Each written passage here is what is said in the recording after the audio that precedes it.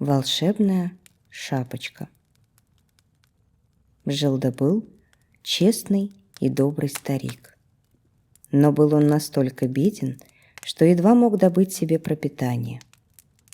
Больше всего его печалило то, что он больше не мог приносить подношения своему божеству-хранителю в ближайшем святилище. «Если бы хотя бы рыбу мог подарить я в дар», — грустно думал он. Однажды, когда в доме совсем ничего не осталось, старик отправился к святилищу. Он опустился на колени и поклонился до земли. «Сегодня я пришел, чтобы предложить тебе последнее, что у меня осталось», — сказал он с горечью. «Это моя жизнь. Возьми ее, если она тебе нужна». Старик замер, ожидая ответа. И вдруг послышался глухой шум, а затем голос, будто доносившийся издалека. «Не тревожься, старик», — произнес Бог. «Ты был честным и добрым всю свою жизнь. С этого дня я изменю твою судьбу, и ты больше не будешь страдать». После этого Бог протянул старику маленькую красную шапочку. «Возьми эту шапочку», — сказал он. «Это волшебная шапочка. Надев ее, ты сможешь услышать такие звуки, которых раньше никогда не слышал». Старик очень удивился. Он прожил долгую жизнь, и слух у него был отменный. «Какие такие звуки я еще не слышал?» — спросил он. Бог улыбнулся. «Ты когда-нибудь слушал, о чем поет соловей весной, когда садится на сливовое дерево? Или о чем шепчутся деревья, когда ветер гуляет в их кронах?» Старик покачал головой. Теперь он понял.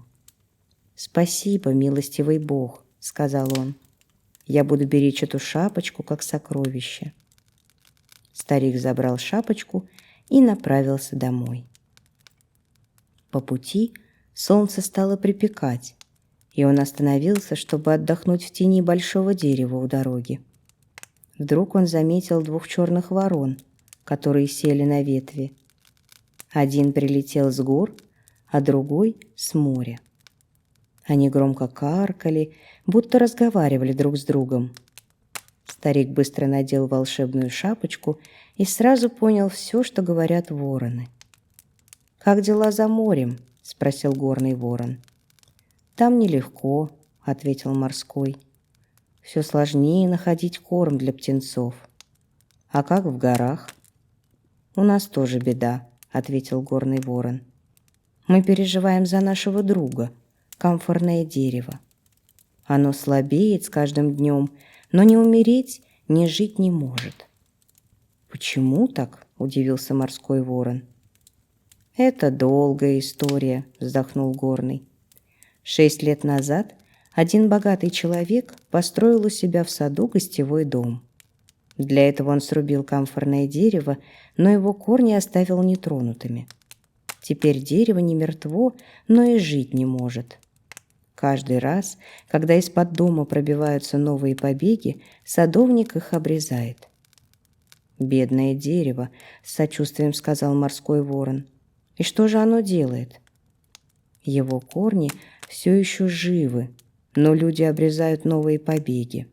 Оно плачет и стонет постоянно, но, увы, люди слишком глупы, чтобы это услышать», — сказал горный ворон. Дерево наложило злое заклятие на богача, который срубил его. Теперь этот человек тяжело болен. Если корни не выкопают и не пересадят в подходящее место, заклятие останется, и он скоро умрет. Он уже долго страдает. Вороны продолжали говорить о разных вещах, но старик не мог выбросить из головы историю про умирающего человека и камфорное дерево. «Если бы я мог спасти их обоих», — подумал он. «Кажется, я единственный, кто знает причину болезни богача». Старик быстро поднялся на ноги и отправился домой, пытаясь придумать, как помочь. «Я мог бы пойти к нему и рассказать все, что услышал», — думал он. «Но кто поверит старику, который говорит, что узнал это от 2 ворон. Он долго размышлял, как же донести услышанное до людей, чтобы ему поверили. Старик понимал, что рассказ о говорящих воронах вызовет только насмешки.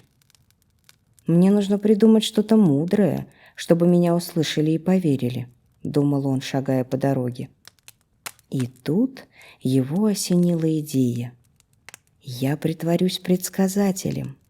Тогда, возможно, мне удастся убедить их», — решил он. На следующий день старик взял свою маленькую красную шапочку, надел старую накидку и отправился в город, где жил больной человек. Дойдя до ворот его дома, он громко закричал: «Предсказания! Предсказания! Я предсказываю судьбу!» Ворота мгновенно распахнулись, и жена больного выбежала навстречу. «Заходите, старик, заходите!» — воскликнула она. «Скажите, как мне вылечить мужа? Я приглашала докторов из самых разных мест, но никто не знает, что делать». Старик вошел в дом и внимательно выслушал ее рассказ. «Мы пробовали травы и лекарства со всего света, но ничего не помогает», — печально сказала она. Старик задумчиво кивнул и спросил: «Вы построили гостевой дом в саду около 6 лет назад, не так ли?» Женщина удивленно посмотрела на него. «Да, это правда». «А ваш муж заболел примерно в то же время?» — продолжал он. «Да, все верно», — подтвердила она. «Но как вы об этом узнали?» «Предсказателю многое открыто», — ответил старик с таинственной улыбкой. «Позвольте мне переночевать в вашем гостевом доме, и к утру я скажу вам, как вылечить вашего мужа». «Конечно, конечно, мы сделаем все, что вы скажете», — согласилась она. В тот вечер старика щедро накормили и проводили в гостевой дом. Ему постелили мягкий матрас, положили новое теплое одеяло и поставили жаровню, чтобы он не замерз. Когда он остался один, старик надел волшебную шапочку и сел на татами, ожидая услышать голос камфорного дерева. Он открыл раздвижные двери, чтобы полюбоваться звездами, усыпанными по ночному небу. Но ночь была молчалива. Старик ждал и ждал, но не услышал ни шепота, ни звука, и в тишине ему стало казаться, что вороны ошиблись. «Может, нет никакого умирающего дерева вовсе?» — подумал он. Старик лег на постель, не снимая шапочку, и закрыл глаза. И вдруг в ночной тишине послышался мягкий шелест, словно ветер тронул листья. Затем раздался тихий, ласковый голос. «Как ты чувствуешь себя сегодня, камфорное дерево?» Старик замер, прислушиваясь. Из-под пола донесся слабый дрожащий ответ. «Ах, это ты, сосна!» — с трудом произнесло дерево. «Я чувствую себя плохо. Кажется, я умираю. Умираю». Тут раздался еще один голос. «Это я, кедр с другой стороны дорожки. Ты чувствуешь себя лучше, камфорное дерево?» И одно за другим деревья в саду мягким шепотом спрашивали, как чувствует себя их друг. Камфорное дерево каждый раз отвечало слабеющим голосом: «Я умираю, я умираю».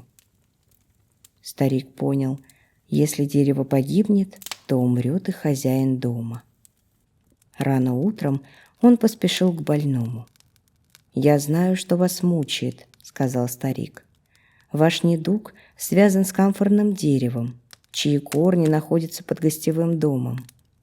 Если вы хотите жить, его нужно выкопать и пересадить туда, где оно сможет расти».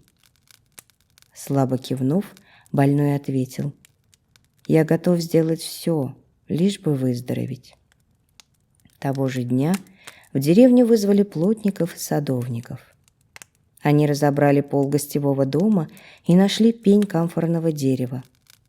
Аккуратно, с большой осторожностью, садовники выкопали его корни и пересадили в зеленый уголок сада, где земля была мягкой и влажной.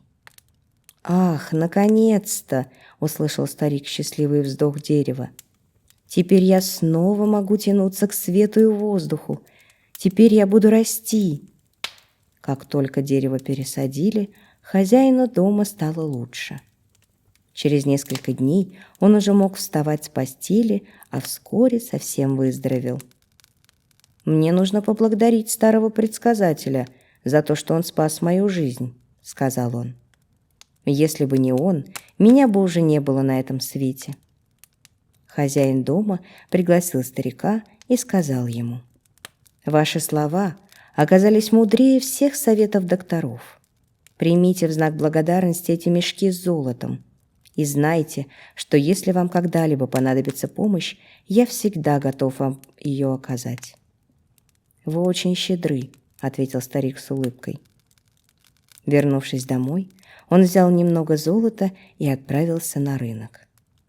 Там он купил самую лучшую рыбу, рисовые лепешки и мандарины. Все это он отнес к своему богу-хранителю. «Спасибо тебе за эту волшебную шапочку», — сказал он. «Моя жизнь изменилась благодаря тебе». С тех пор старик жил счастливо и спокойно, никогда не забывая приносить подношения своему Богу. Он больше не притворялся предсказателем, а лишь наслаждался каждым днем.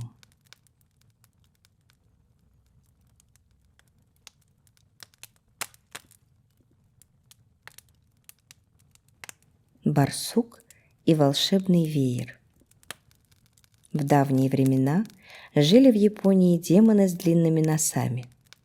Называли их тенгу. Были у тенгу волшебные веера. Шлепнешь по носу одной стороной, начинает нос расти. Шлепнешь другой, нос снова коротким становится. Как-то раз 3 маленьких тенгу играли в лесу с таким волшебным веером.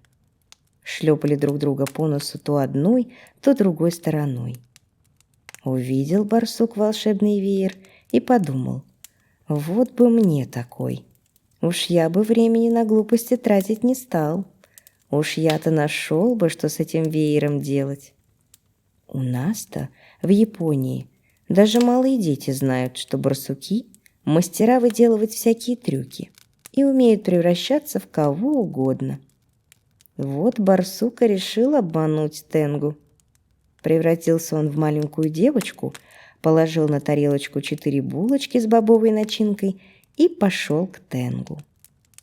«Здравствуйте, маленькие миленькие тенгу», — сказал барсук голосом девочки. «Я принесла вам булочки с бобовой начинкой. Попробуйте, они очень-очень вкусные». Маленькие тенгу страсть как любили булочки с бобовой начинкой. Съели они по одной и видят: на тарелке еще одна булочка осталась. Кому же она достанется? Спорили, да так ничего и не решили. Тогда девочка и говорит: «Я знаю, что надо делать. Закройте глаза. Кто дольше простоит с закрытыми глазами, тот и съест последнюю булочку». Маленькие тенгу согласились, зажмурились, застыли на месте, ждут. А барсук схватил веер и был таков.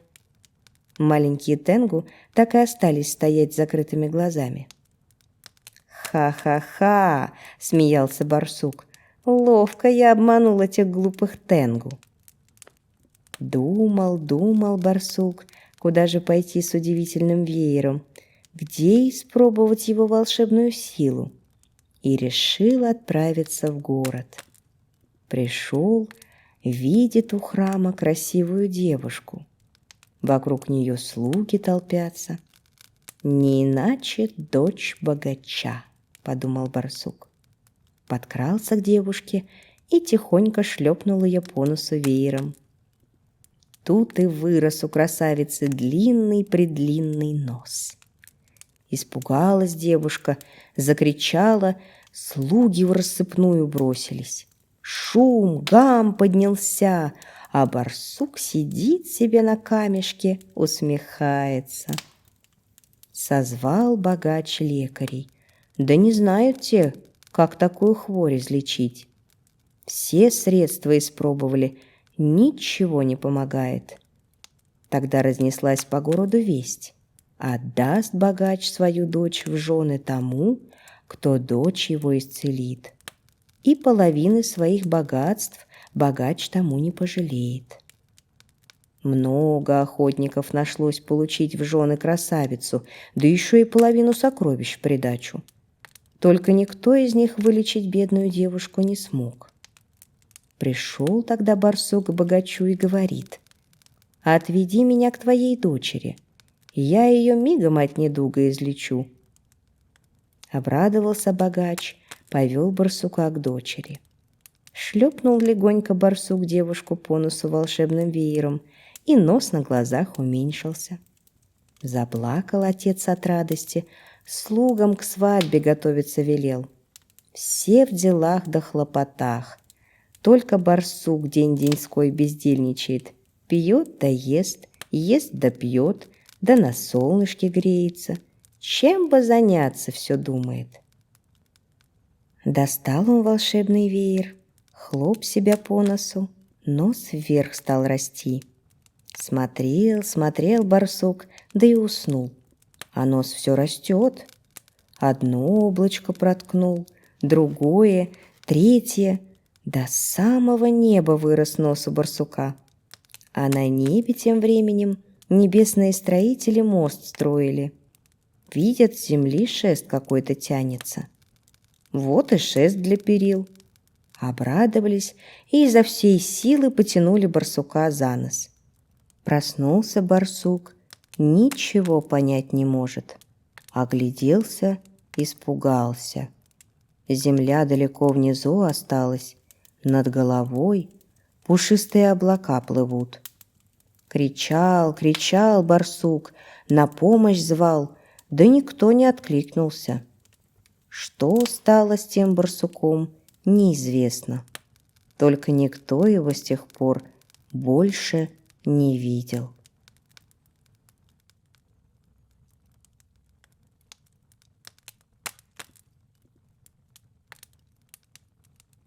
Два соседа. Много лет назад в городе Киото жили два человека, два соседа. Один из них был бедный сапожник, другой – богатый хозяин рыбной лавки. С утра до позднего вечера хозяин лавки кромсал и жарил рыбу.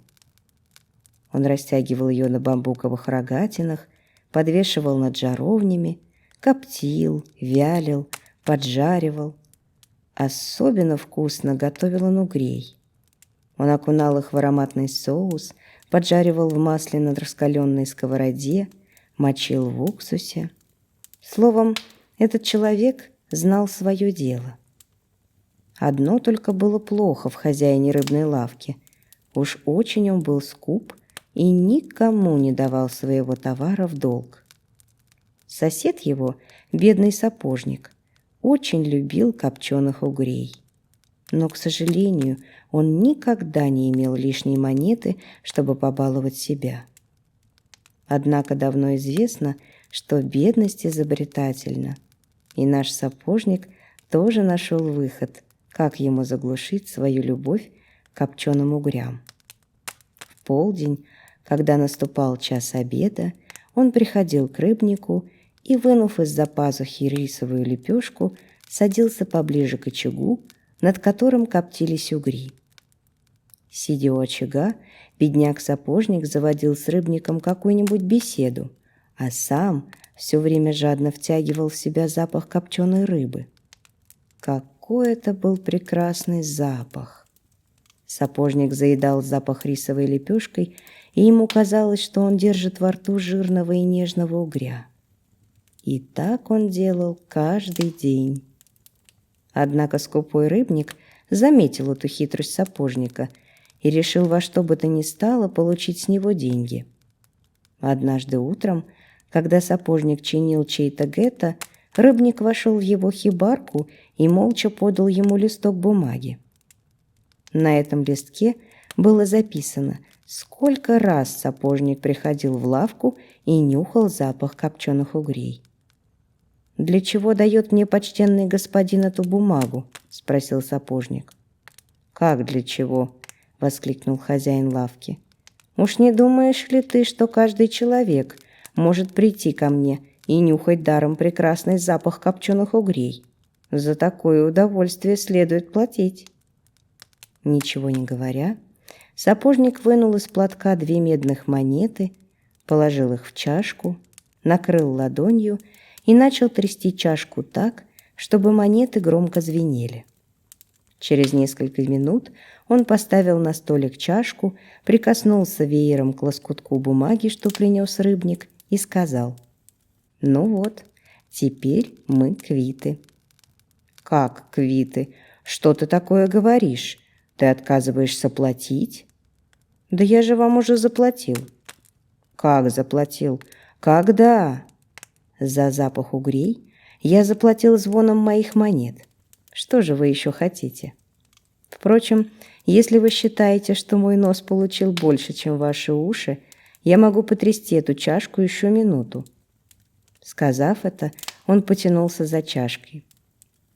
Но скупой рыбник уже понял, что сапожник оставил его в дураках, и, не дождавшись нового звона, поспешил в свою лавку.